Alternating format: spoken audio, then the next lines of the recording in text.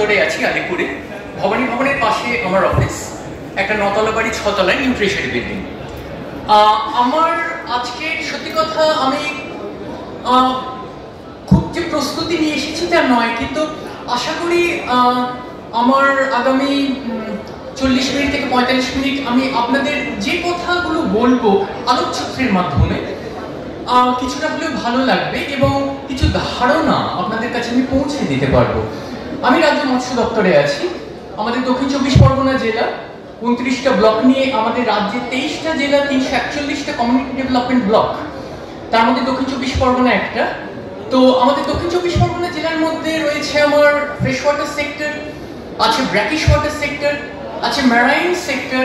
আরো দুটো গুরুত্বপূর্ণ জিনিস আছে যেটা আমরা হয়তো উপেক্ষা করে যাই, সেটা হচ্ছে রঙিন মাছ, অর্নামেন্টাল ফিশ ফার্মিং ইউনিট। সেটা কিন্তু খুব প্রোগ্রেসিভ একটা জায়গা আমাদের দক্ষিণ 24 পরগনা।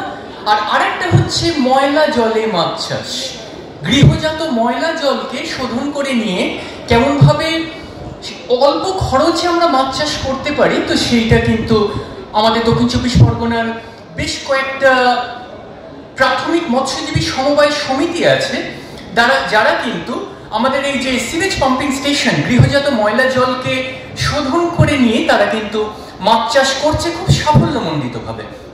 আচ্ছা, তো আমি আজকের আমার বয়োজ্যেষ্ঠ ডাক্তার পার্থ বন্দ্যোপাধ্যায়, আমার এমএসসিতে, আমার ইউনিভার্সিটিতে আমার দাদা উনি, এবং আশুতোষ কলেজে আমি যখন পড়াশোনা করতাম তখনও উনি আমার দাদা ছিলেন। বিভিন্নভাবে আমি ওনার থেকে আমার একাডেমিক ক্যারিয়ারে আমি উপকৃত হয়েছি, আই ওয়াজ বেনিফিটেড।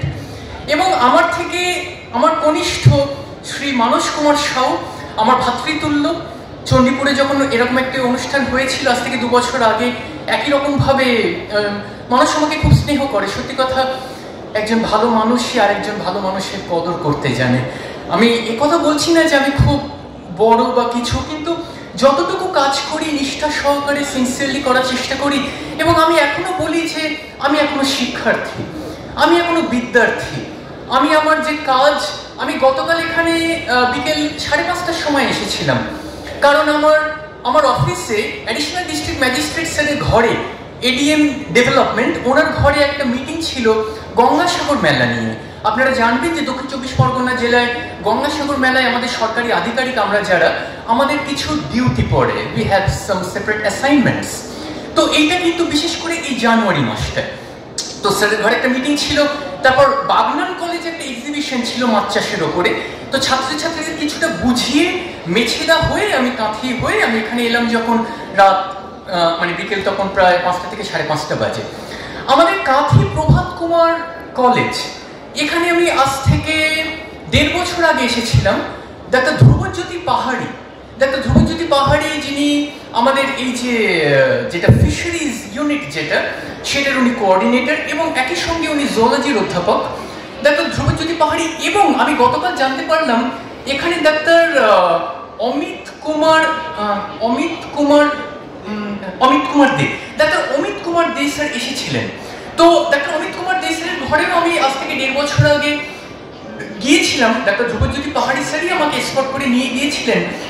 তখন ডাক্তার অমিত কুমার দে বলছিলেন যে এই যে আমাদের কলেজে যে ছাত্রছাত্রীরা, এছাড়া আছে রামনগর কলেজ, এছাড়া আছে খেজুরি কলেজ, মেদিনীপুর সিটি কলেজে তো পোস্ট গ্রাজুয়েশন আছে।